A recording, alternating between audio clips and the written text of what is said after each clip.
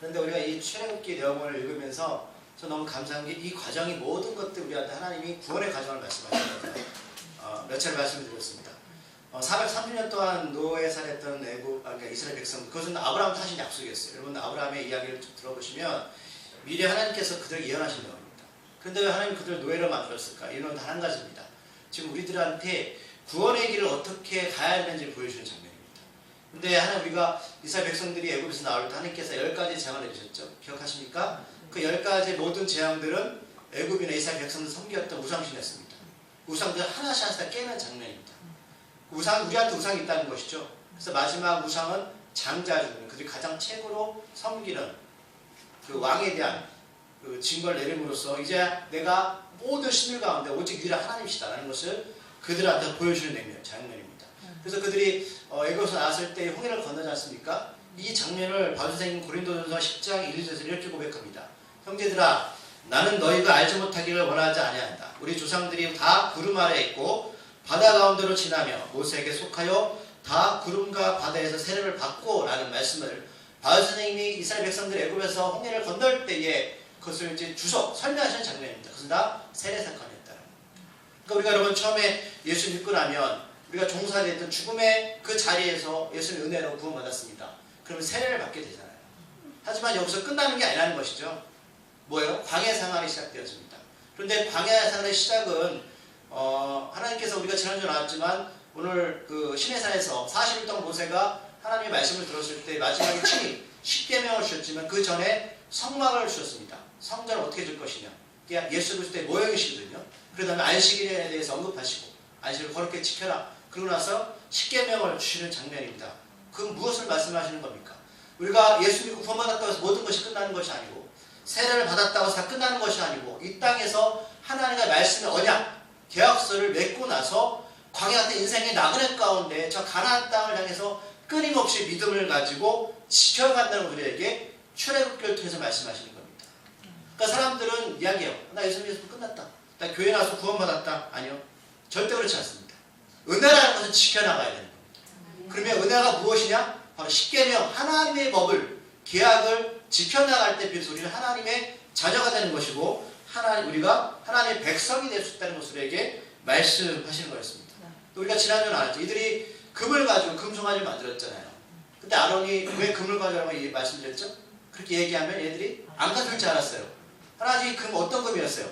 원래 애굽에서 노예살이 했을 때 하나님께서 다 갖고 나와. 금은 너희들 대가다라는 것. 그것을 가지고 나중에 성전 안에 있는 하나님의 귀한 생명의 공동체의 성전을 짓는 재료로 써야 될 그 금을 가지고 금송아지를 만들었습니다. 하지만 그 송아지는 누구예요? 하나님이 오시는 그 장소예요. 무슨 뜻이에요? 걔들 송아지가 하나님이라고 믿고 있었습니다. 네, 말씀드렸죠? 그 이유를 뭐 히브리어 글자라든지 그 지도자는 뜻이 없기 때문에 송아지를 만들면 어떤 형상을 만들면 그 송아지는 하나님 오실 줄 알았어요. 하나님 영적인 존재잖아요. 하나님이 어디에 계신다고? 나는 오직 장막 성전 안 가. 지성소만 있다.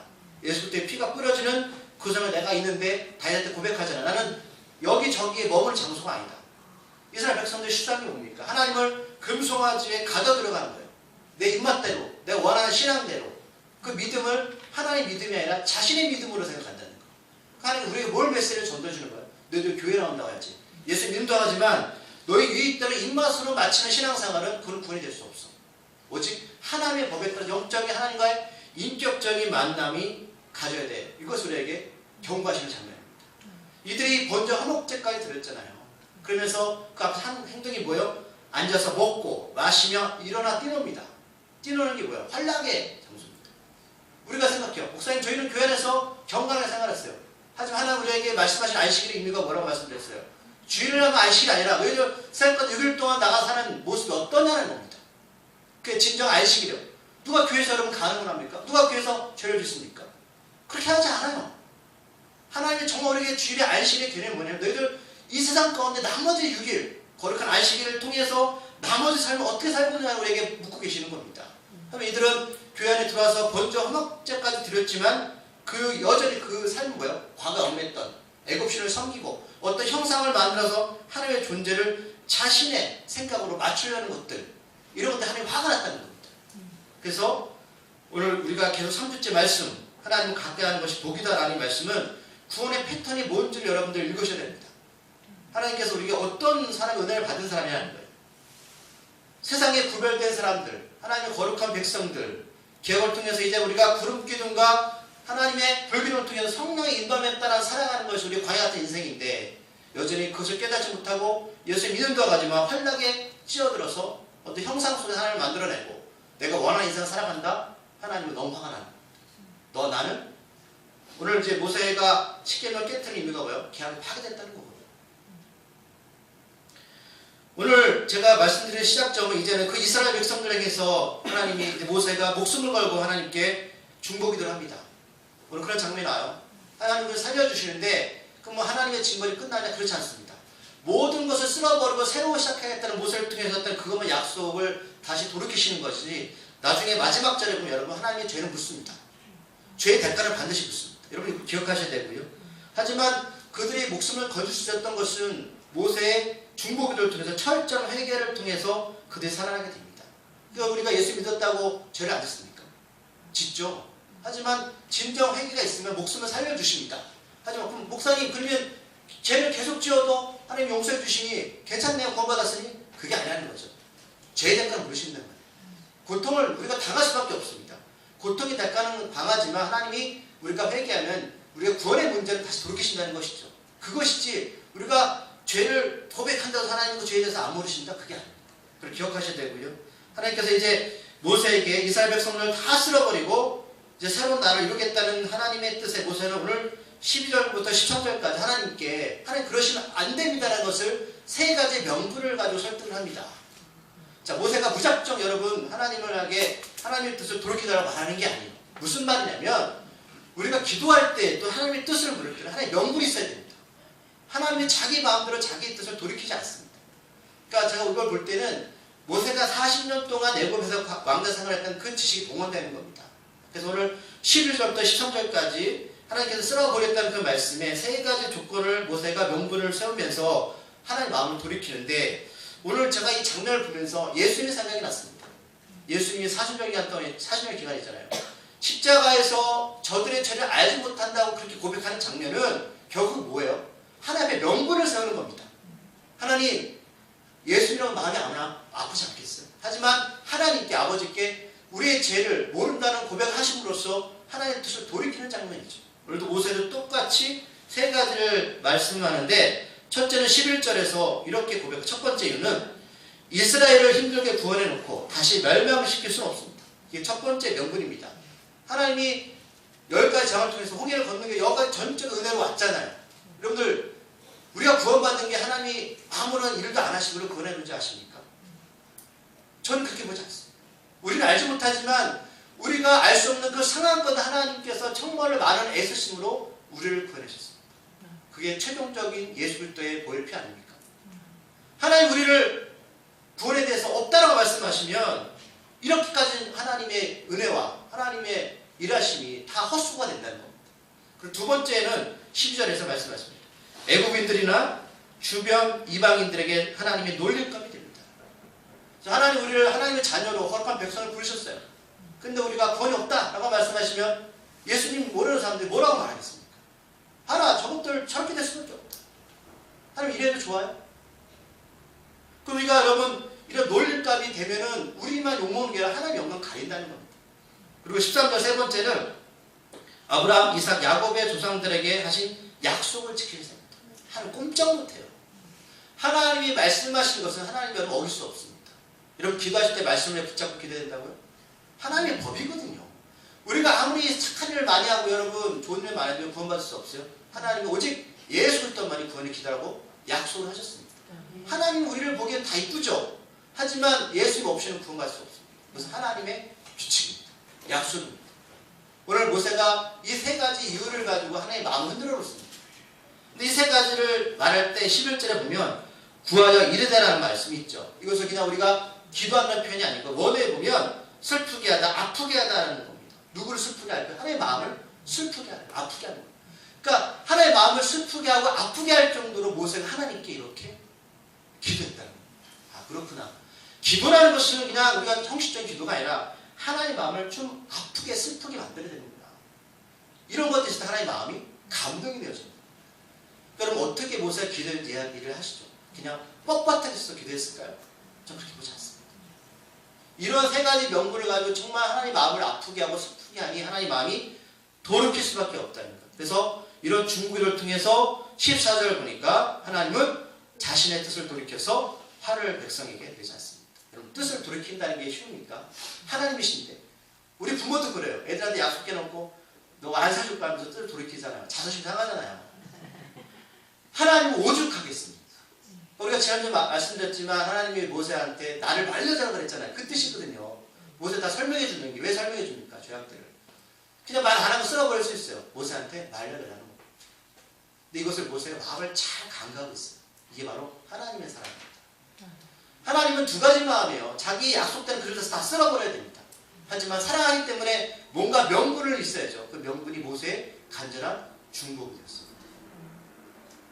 하지만 여기서 제가 말씀드렸지만 짚고 넘어가야 될 것은 하나님이 그들 전체의 죽음에 대한 징벌을 거두신 것뿐이지 그들 죄 자체의 책임을 묻지 않는 것은 절대 아닙니다.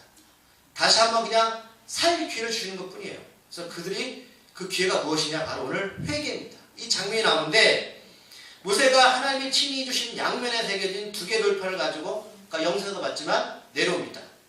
시내에서 내려오죠? 40일 동안 있었는데 근데 아까 그 옆에 있던 친구가 여호수아입니다. 여호수아가 요란한 소리를 듣습니다. 그리고 모세에게 이스라엘 백성들이 있는 장소에서 싸우는 소리가 난다고 이야기합니다. 왜냐하면 모세는 하나님으로부터 이들이 어떤 행동을 하는지 들었는데 여호수아는 시내산 중턱까지만 같이 갔거든요. 그러니까 광야에서 이스라엘 백성들이 무엇을 하는지 전혀 몰랐어요. 그래서 그 소리가 싸우는 소리처럼 들립니다. 모세는 하나님께 다 들었지만 여호수아는 알지 못하기 때문에 아론은 지금 이 상황을 전혀 이해하지 못하고 있습니다. 그렇구나. 하나님을 대면하는 자는 상황을 파악할 수 있구나. 저는 그걸 보게 됐고요.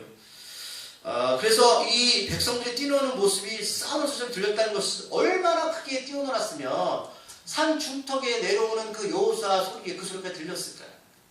여러분 나이트에 가보셨어요? 네.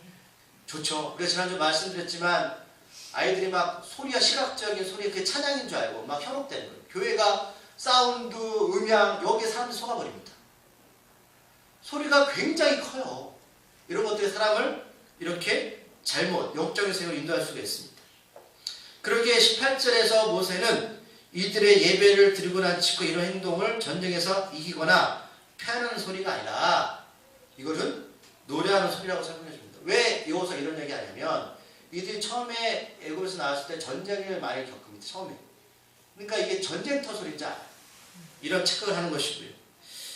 분명히 이스라엘 백성들은 금송아지 앞에서 절기를 지키자고 했고 절기가 뭐예요? 우리 지난주에 말씀드렸죠. 6월절과 초목절을 지키고 하나님이 명령하셨거든요.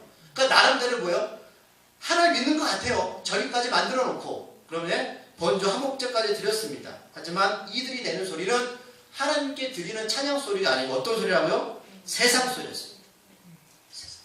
우리가 드리는 찬양이나 영광을 돌린다 하는 그것은 하나님 드릴 때는 세상 소리일 수도 있겠구나.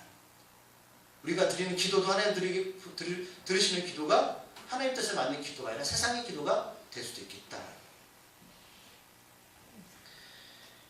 교회마다 성가대가 있습니다.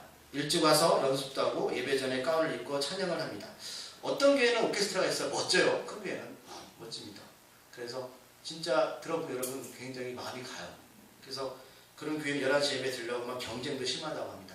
그래서 어디 대학 나왔어? 음대 나왔니? 찬양했어? 뭐 성가대 나왔어? 이런 식으로 하고 또 악기를 이렇게 월급을 주고 악기를 고용하는 경우도 있습니다.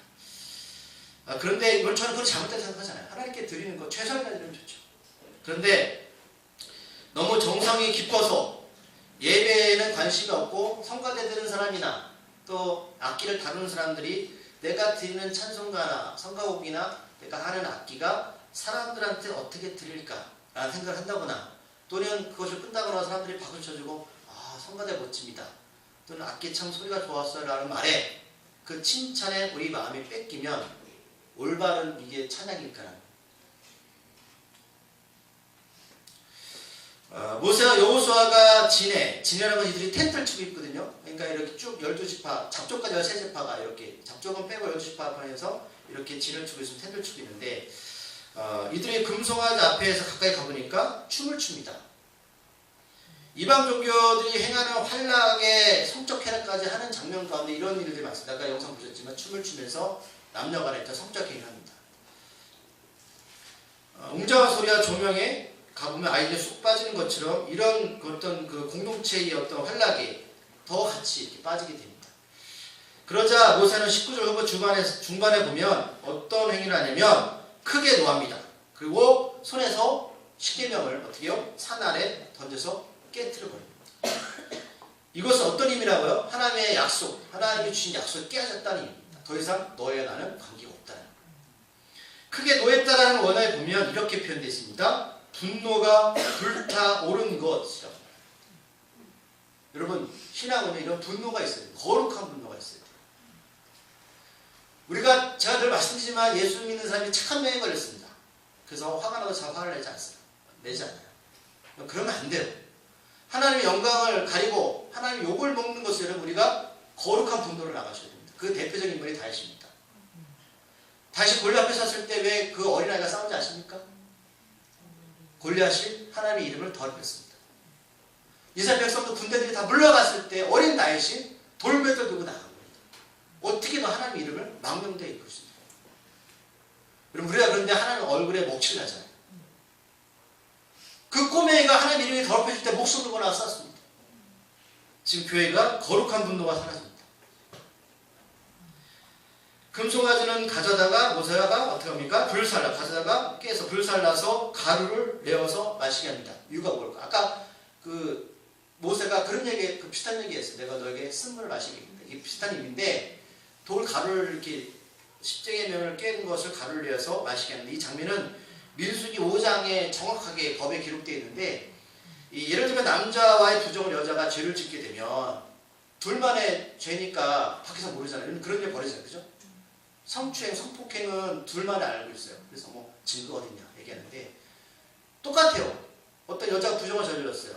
그러면 이것을 본 사람 증인이 없으면 그런 심정이 가면 어떻게 하냐 하나님 앞에 섭니다. 세워서 저주가 되는 쓴물을 손에 들게 하고 그 물을 스스로 마시게 합니다. 먹이는 게 아니에요. 스스로 마시게 합니다. 네가 죄의 진 것은 네가 받아라. 그런데 만약 불륜이 사실이면 그 물로 인해서 그 여자는 몸이 붓게 되고 말라 죽게 되는 겁니다. 이게 민수기 5장에 기록됐습니다. 그러니까 지금 비슷한 장면이죠.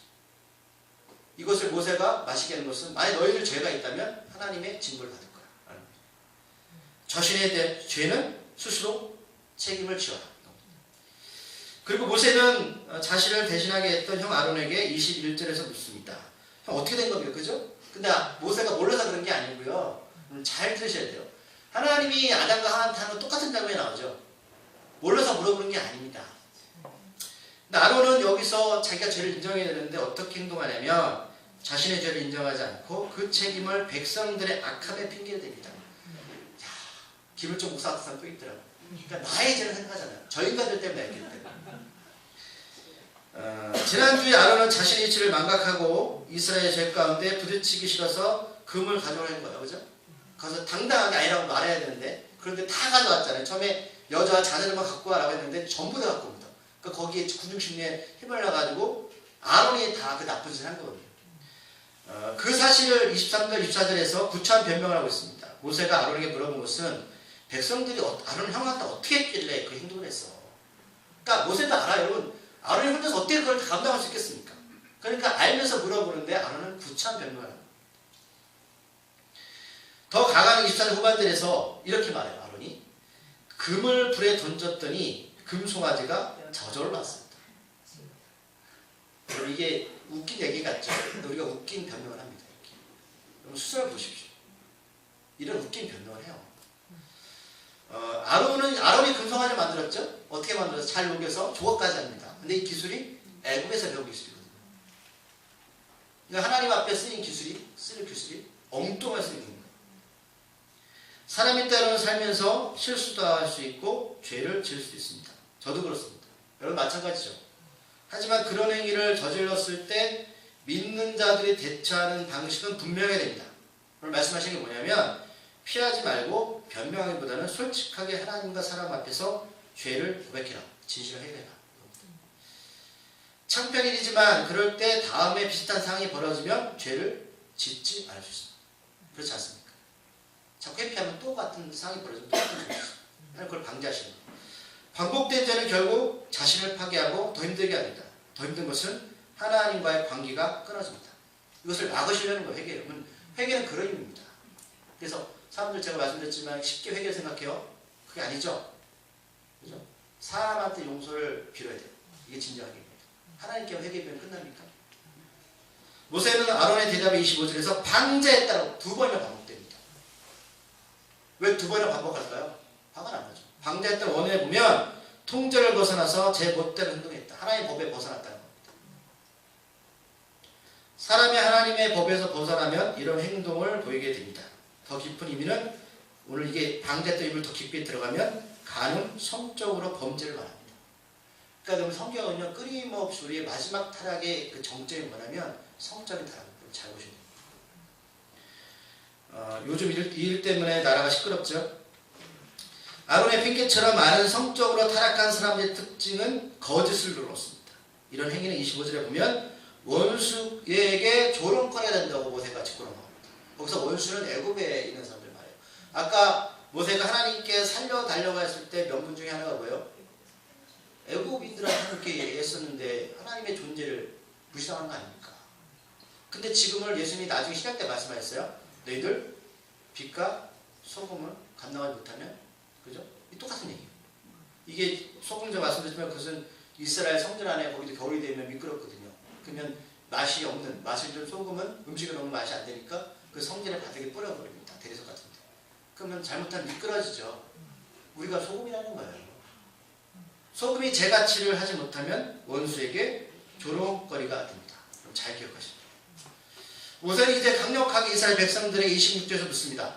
야영하고 있는 텐트 입구에 서서 진 앞에 서서 누구든지 하나님 편에 있는 자는 자신에게 오라. 회개기를 주는 겁니다. 하나님이 그들에 대한 전체 벌을 거두셨지만 아직 남아있는 것은 그럼 하나님의 은혜를 선택할 자가 누구인가라는 겁니다. 하나님은 죄를 대가 없이 넘기시는 분이 절대 아닙니다. 제가 또 반복해드리지만 다윗도 죄를 부르셨죠? 아들이 죽었어요. 진짜들이 성경에 그런 인물들 많습니다. 죄는 반드시 부르십니다. 그러자 야곱의 넷째 아들의 후손들이 레이의 자손들이 다 보입니다. 여러분 왜 아론이 여기서 하나님 용서해 준지 아십니까?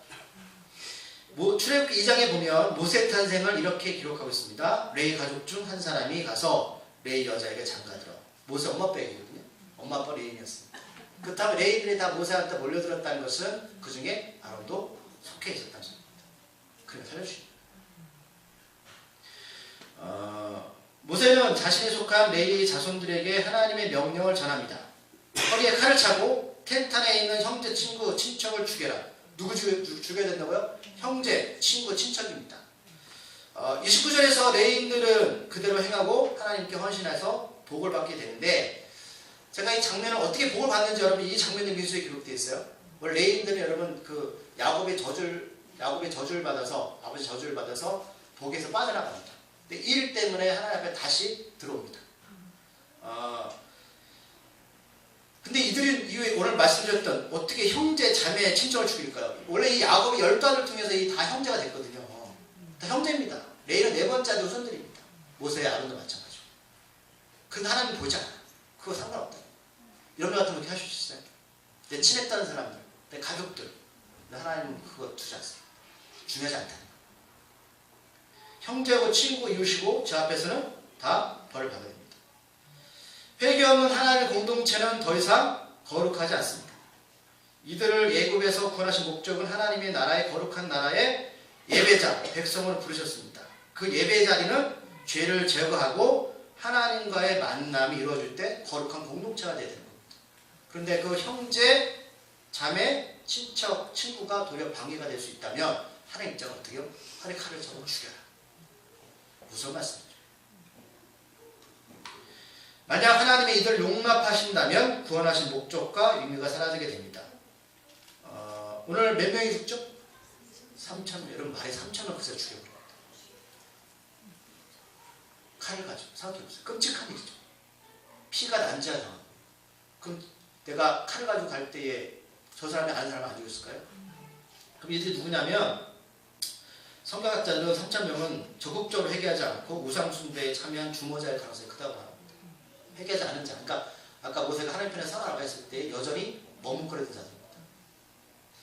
아론이 살아남은 것은 앞에서 말씀드렸지만 외인이었기 때문에 아마 철저하게 회개했을 가능성이 크고 그 공동체가 앞장서서 죄를 없앴기 때문에 하나님께서 용서하십니다. 레위기 8장에 보면 하나님이 이제 장막성전 완성하시고 아론과 아론의 아들들한테 제사장 직분을 주는 위임식 장면이 나옵니다. 그러니까 철저히 회개했던 것 같습니다. 아마 그 아론과 자녀들이 제대로 회개하지 않았다면 하나님이 제사장 직분을 주지 않았겠죠. 레위기 8장에 명확히 기록되어 있고요. 그러나 주모자급인 3,000명만 죽었다고 하나님 진노가 끝난 것은 아닙니다. 회개는 목숨만을 살려주는 것이고 죄의 대가는 이스라엘 백성들이 반드시 감당했습니다. 30절을 보면 이제는 다 끝난 것 같은데 모세가 여기서 끝나지 않고 하나님께 올라갑니다. 하나님께 확실히 더 용서를 받겠다고 합니다. 모세는 다시 시내산 올라가서 완전하게 죄의 문제를 해결하러 합니다. 이렇게 고백합니다. 하나님, 금신상을 만들었으니 큰 죄를 지었습니다. 하지만 백성들의 죄를 용서해 주시옵소서. 만약 화가 풀리지 않으시면 주께서 기록하신 생명의 책에서 나의 이름을 지워 버려주세요. 그러니까 생명책이 있는 것 같아요. 요한계시록 보면 생명책이 있습니다. 너희들 다른 것에 칭찬을 받는 것에 앞장서지 말고 너희들 이름이 생명책에 기록된 것에서 기억하라 말씀하셨죠. 모세의 기도에 하나님은 33절에서 말씀하십니다. 누구든지 내게 범죄하면 내가 내 책에서 그를 지워버린다. 저는 이 말을 들었을 때 모세가 움찔했을 것 같아요. 모세 너라도 어떻게 범죄하면 지워버릴 거야. 그럼 저 같은 사람 아무것도 아니죠. 여기서 누구든지는 모세도 포함됩니다. 무서운 말입니다. 모세가 하나님께 부르심을 받아서 고생하면서 여기까지 왔지만 죄 앞에서는 아무도 이해할 수 없었어요. 이 말을 들었을 때 모세는 정말 마음이 어땠을까? 모세는 자신의 구원과 이스라엘의 생명과 지금 거래를 하고 있는 거예요. 하나님과 딜하고 있는 겁니다. 그만큼 하나님의 진노가 컸고 이렇게까지 않으면 하나님의 마음을 돌릴 수 없다는 것을 모세는 알고 있었습니다. 근데 저는 이 장면에서 누가 생각나십니까? 십자가 예수님. 예수님 죽지 않으면 우리의 죄를 소멸할 수 없습니다. 쉬운 일입니까? 우리가 사도신경에 배웠잖아. 장사된 지 4일 만에 예수 어디까지 데려가셨어요? 3일 동안 지옥까지 영원히 데려가셨어요. 육체는 죽었지만 영혼은 지옥까지 나가셨어요. 누구 때문에? 복음을 전하려고까지 하신 거예요. 예수님은 우리들의 죄를 해결하시기 위해서 자신의 육체를 십자가에 버리셨습니다. 그러지 않으면 우리는 구원받을 수 없습니다. 세상의 어떠한 방법도 하나님의 진노와 징벌로부터 구할 수 없습니다. 제가 이것에 대해서 말씀드렸어요. 그렇다면 단 한 가지입니다. 하나님이 자기 아들을 죽일 만큼 단 한 가지 이유는 뭐냐? 우리를 지옥 보내지 않으려고. 그만큼 지옥이 얼마나 고통스러우면 자신의 아들 십자가에 말라 죽게 하는 그 고통도 하나님이 인정하셨습니다. 그럼 정말 지옥 가십니다. 모세가 자신의 생명을 하나님께 드리겠다고 한 것처럼 주님 우리들의 목숨과 자신의 목숨을 바꾸셨습니다. 이 일들이 우리 안에 진실하게 다가오면 사도행전 2장 38절 말씀 잘 아시는 말씀입니다. 우리가 회개할 각각 회개 어떤 회개입니까? 진실한 회개죠. 각각 예수 그리스도의 이름으로 아까 세례를 받고 홍해를 건너면 우리가 죄의 사함을 받고 하나님 인도와 불기도 그룹교 인도하면 성령을 선물로 받게 됩니다. 하나님 우리를 인도하시게 될 겁니다. 우리의 영원하신 하나님께서 그리스도께서 우리와 함께 하십니다. 그럼 우리가 하나님이 원하셨던 하나님 나라가 우리의 삶 가운데 임하게 됩니다. 내가 바로 거룩한 장막 성전이고 하나님의 성전이 되어서 광야 같은 인생 가운데 내가 간 그 자리가 예배 자리가 되고 하나님의 영광을 드러내는 발자취가 됩니다. 눈먼 자가 눈을 뜨게 되고 앉은 뱅이가 일어서며 죽은 자가 영원히 사는 기적이 우리의 진정 해결을 통해서 죄사함을 통해서 일어납니다. 이게 바로 거듭난 백성들의 삶입니다. 하나님은 목숨을 건 모세의 부탁에 다시 이스라엘 백성들에게 약속한 적과 꿀이 흐르는 가나안 땅으로 인도하라고 말씀합니다. 그래, 내가 용서해 줄게. 누구 때문에 용서하면 안 되는 거예요? 예수님, 모세 때문에 용서해 주는 겁니다. 목숨을 걸고 합니다. 중보자 모세를 통해서 죄 용서를 받게 됩니다. 중보자 예수님을 통해서 하나님 약속하신 저 천국으로 우리를 인도하십니다. 하지만 오늘 정리할 거예요. 말씀을 정리합니다. 33절 후반절에서 말씀하셨죠. 그러나 내가 보응하는 날에는 그들의 죄를 보응하여. 무슨 뜻이냐면 내가 지금 죄를 용서해주지만 너를 만약 후에 또 이와 같은 죄를 지면 지금의 죄를 더 플러스해서 가중 처벌하겠다는 겁니다. 그리고 생명을 죽여주시지만 35절에서 백성을 치십니다. 이유는 이들이 아론과 같이 송아지를 만들고 우상을 숭배하기 때문입니다. 아까 목숨을 살려주신 것 뿐입니다. 치셨다는 의미는 원해 보면 때리다, 살해하다, 역병에 걸렸다는 겁니다. 그럼 이들은 살았으니까 살해는 안 당했어요. 그래서 성경학자들 이들은 역병에 걸렸다고 생각합니다. 고통을 겪어봐야죠. 육체적인 질병을 통해서 스스로를 돌아보게 하십니다. 기억하고 가야 할 것은 죽을 수밖에 없는 우리들은 애굽이라는 죽음의 땅에서 하나님의 은혜로 예수를 통해서 구원하셨습니다. 그리고 세례도 받았습니다. 광야 같은 이 세상에서 때로는 실수도 하고 죄를 짓습니다. 하지만 여러분 철저히 하시라. 그 길만이 살 길입니다. 죄의 대가는 반드시 묻습니다. 하나님께서 하나님의 법을 통해서 물으실 겁니다.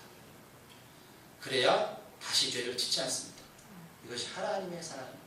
율법을 통해서는 구원받을 수 없지만 법을 통해서 은혜를 깨닫게 되고 은혜를 경험한 사람은 법을 지키도록 애를 쓰겠죠. 이겁니다.